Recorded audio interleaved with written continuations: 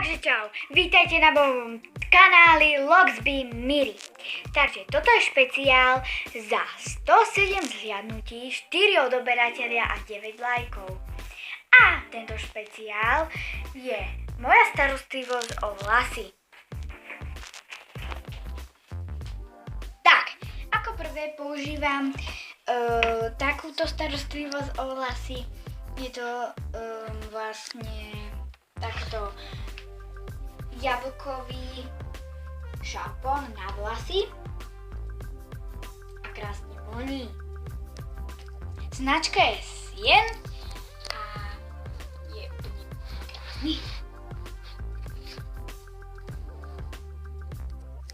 Ako ďalšie tu mám Elseu, takto, a už je skoro prázdny a je to úplne super tiež.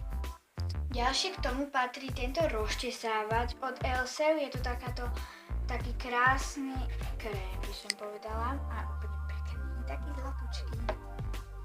Ako ďalšie tu mám ďalší šampón od L'Oreal a vyzerá takto nejako.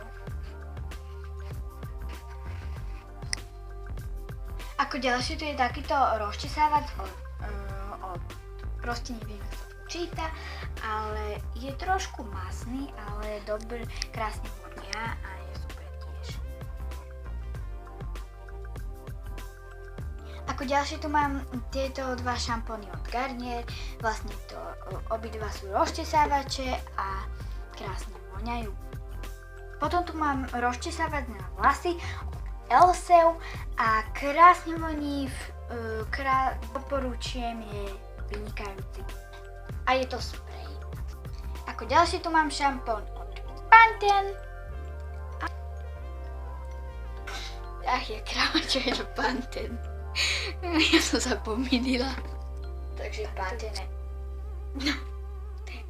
A ako posledné je tu Schauma novinka.